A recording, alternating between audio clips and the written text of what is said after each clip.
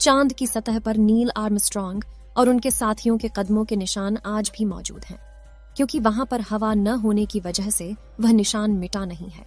फिर थोड़ा चलने के बाद जब आप चांद पर इधर उधर देखोगे तो आपको बहुत सारा कचरा पेपर, बहुत सारे क्षतिग्रस्त सैटेलाइट और बैग्स मिलेंगे। ये सारा कचरा हम इंसान ने ही फैलाया है। ये कचरा इतना ज्यादा है कि 5 ट्रक भर सकते हैं।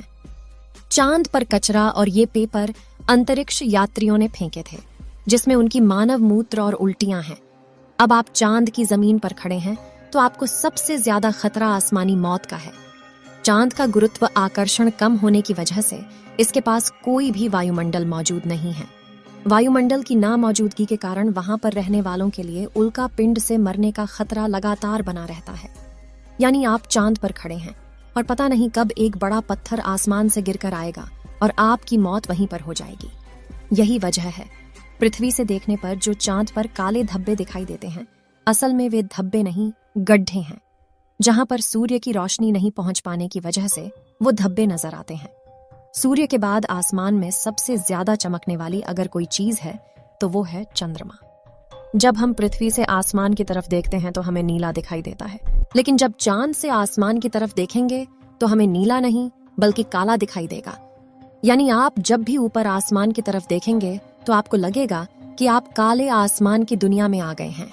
अब चांद पर खड़े होकर आप बहुत बोरिंग फील कर रहे हैं और हम मजाक नहीं कर रहे।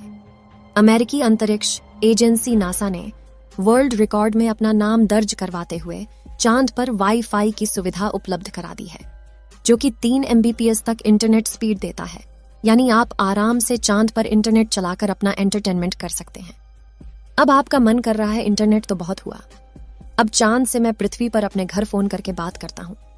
आपने फोन मिलाया, फोन लग भी गया, लेकिन ये क्या, आप बोल रहे हैं लेकिन आपकी आवाज मुंह से बाहर नहीं आ रही है।